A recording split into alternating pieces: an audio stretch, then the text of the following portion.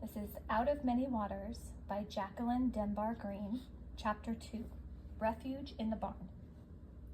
"Disobedient children," Padre Francisco shouted. "Come back into the wagon." But his voice seemed to echo from a great distance. Isabel's head was light with the heat and excitement. The view of Recife had changed her. For the first time, she sensed the meaning of freedom. A new emotion stirred in her, a strong feeling of hope.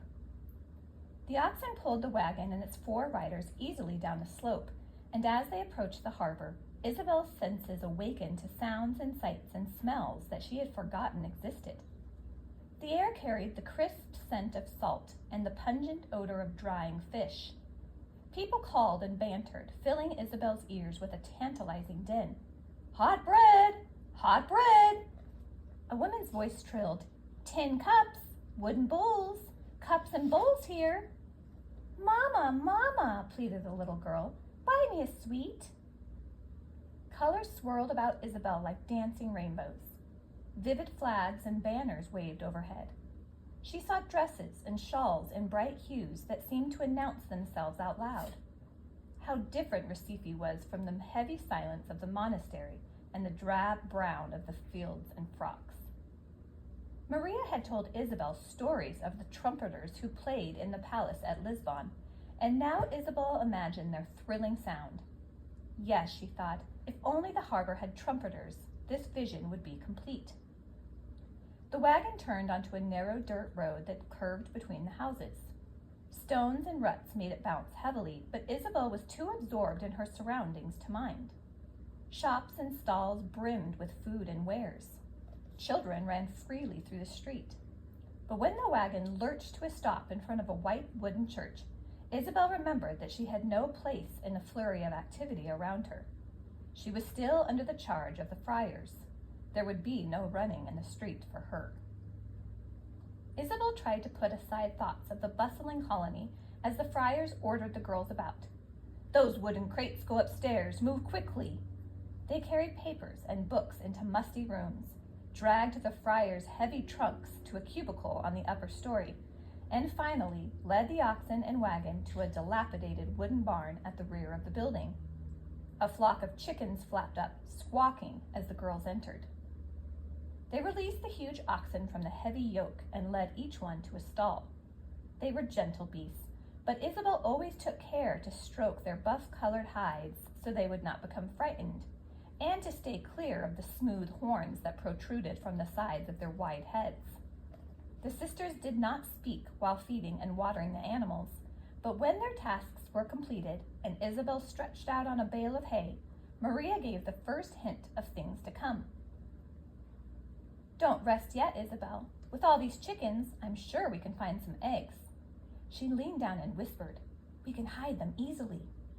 "What good will eggs do us?" Isabel blurted out loud. "I can't imagine trying to hide anything so fragile and messy."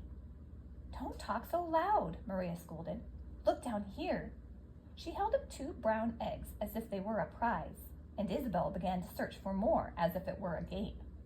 There were eggs in every loose pile of hay, and in a few minutes they had gathered a full dozen.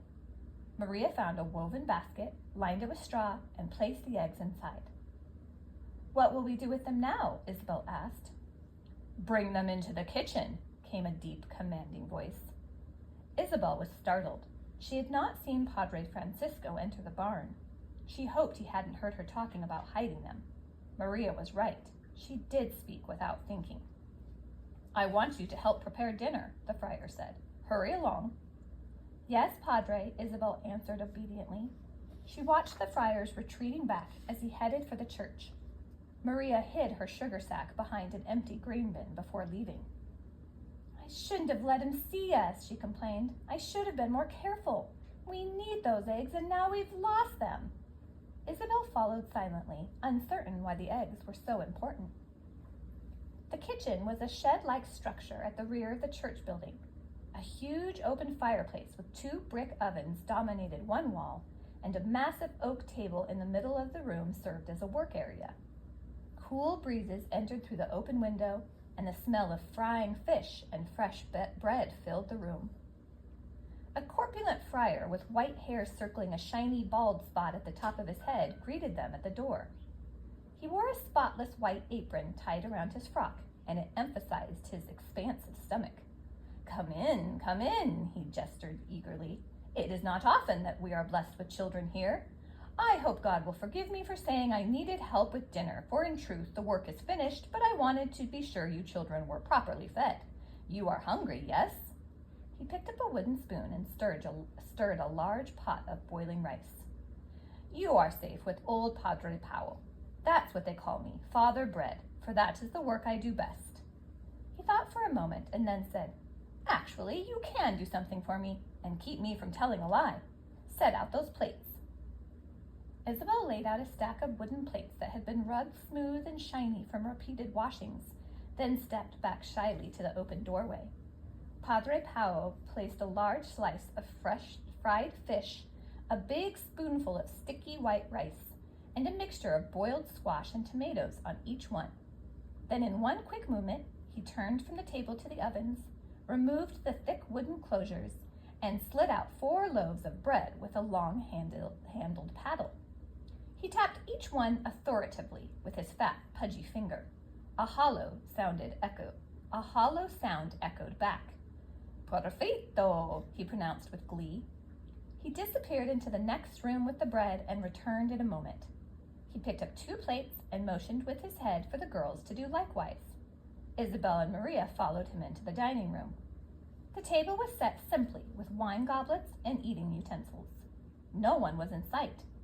The girls put the plates down carefully, and Padre Peo motioned them back to the kitchen with a wave of his hand while he summoned the other friars. The girls soon heard prayers uttered in unison coming from the other room. He's not going to give us any supper after all, Isabel thought with disappointment. Her stomach growled loudly.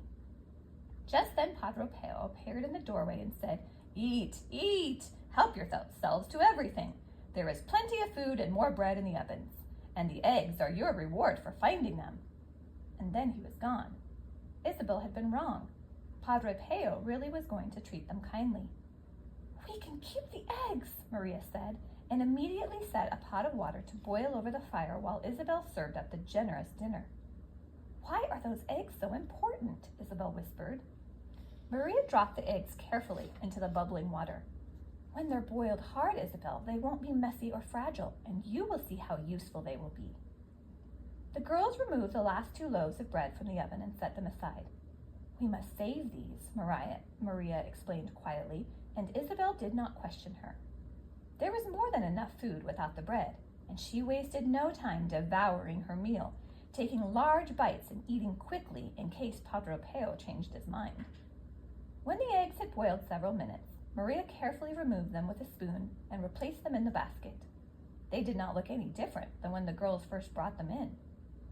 Isabel, quickly, take the bread and the eggs and put them into my bag. Hide it carefully and then come back before you are missed.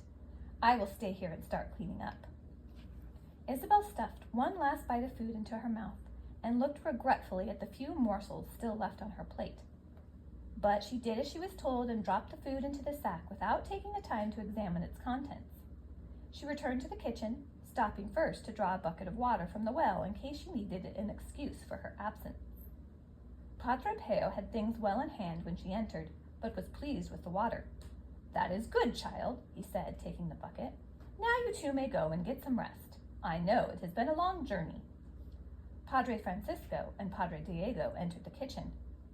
Will the children sleep in the barn? Inquired Padre Peo. We have no space for them in the church. Perhaps they should sleep in the kitchen, Padre Francisco said warily. There are 16 Dutch ships in the harbor. They sail in the morning with the tide. I think we should keep a closer watch on them. They will be safe enough in the barn, said Padre Diego. After all, he said mockingly, are you expecting them to book passage to Amsterdam?